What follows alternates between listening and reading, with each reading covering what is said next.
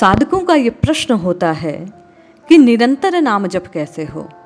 कुछ समय करते हैं, उसके बाद हृदय की वैसी स्थिति नहीं रहती, मन संसार की ओर दौड़ने लगता है, चित्त एकाग्र नहीं होता। क्या किया जाए कि नाम जप, जैसा साधु महात्मा कहते हैं, तेल धारावत होता रहे। जय श्री हरि। पूज्य गुरुदेव के चरणों में बारंबार प्रणाम।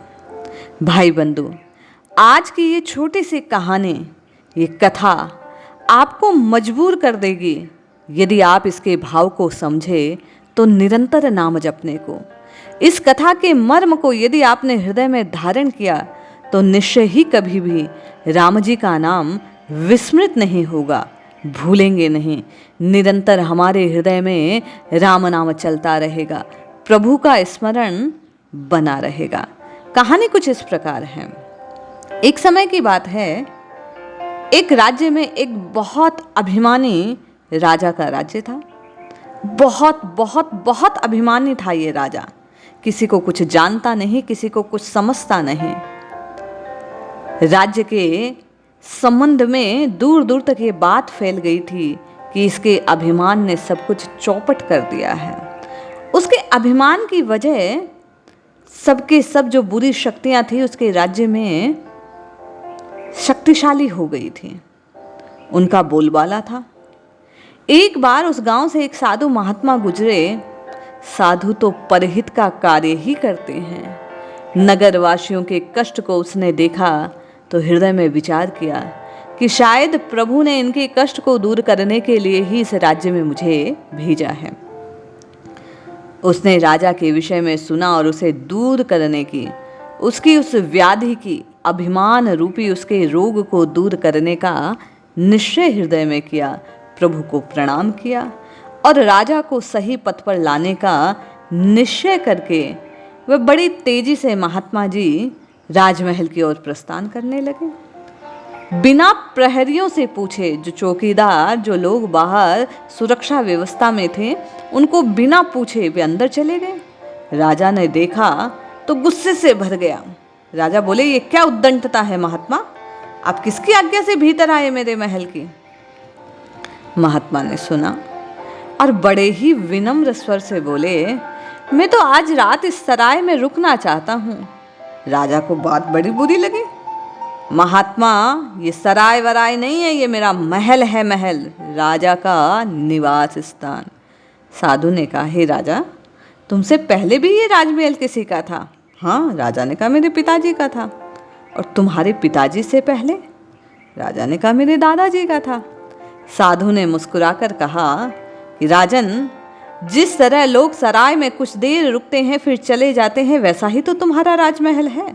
पहले आपके दादाजी, फिर आपके पिताजी और अब आप यहाँ निवास करते हैं। कुछ समय आप यहाँ रहेंगे और किसी दिन चल लेंगे। राजमहल किस प्रकार आपका हुआ?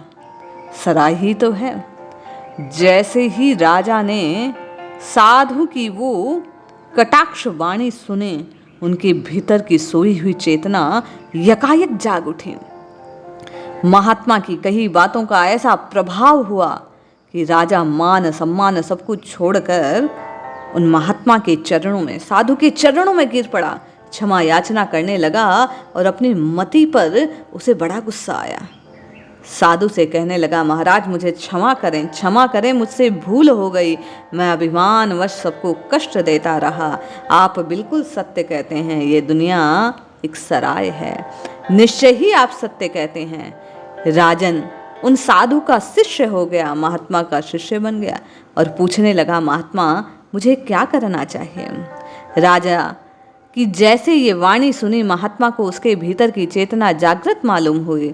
उन्होंने तुरंत लेप करने की बात, जैसे कोई को घाव हो जाए, किसी को कष्ट बन जाए, कोई पीड़ा पहुंचे तो उसे दूर करने के लिए कुछ जड़ी बूटियों का लेप किया जाता है।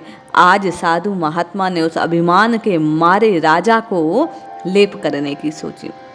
वह उसे उपदेश करने लगा, राजन कलयुग केवल नाम आधारा, सुमिर सुमिर नर उतर ही पारा। इस कल्याण में कल्याण का एक ही साधन है, प्रभु के नाम का स्मरण करना। आप आज से ही राजन भगवान के नाम की पुकार कीजिए, आर्त भाव से प्रभु को पुकारिए, आपका कल्याण होगा। हम सब सराय में रहते हैं, एक दिन सबको जाना है। निश्चय मानिए भाई बहन, यदि हृदय में ये एक बात निरंतर बनी रहे कि एक दिन सबको जाना है, उस राजा की तरह हमें और आपको भी, जैसा महात्मा ने कहा, ये दुनिया सराय है, ये एक बात यदि हृदय में बनी रहे तो राम जी का नाम कभी जिह्वा से दूर नहीं हो सकता, हृदय से कभी भी प्रभु की विस्मृति नहीं होगी। निरंतर और निरंतर प्रभु का नाम जब सतत चेतन रूप से चलता रहेगा, केवल और केवल प्रयास ये करना है कि इस क्षण भंगुर जगत की स्मृति बनी रहे, ये भान हमेशा हमेशा हमेशा हमारे चित्त में बना रहे कि एक दिन इसे छोड़कर प्रभु के पास जाना है, प्रभु के धाम जाना है। यदि ये बात हृदय में बनी रही तो निश्चय मानिए, दावा है, आपके भीतर से, आपके हृदय से नाम जब कभी विलग नहीं हो सकता, आप प्रभु के नाम से कभी दूर नहीं हो सकते।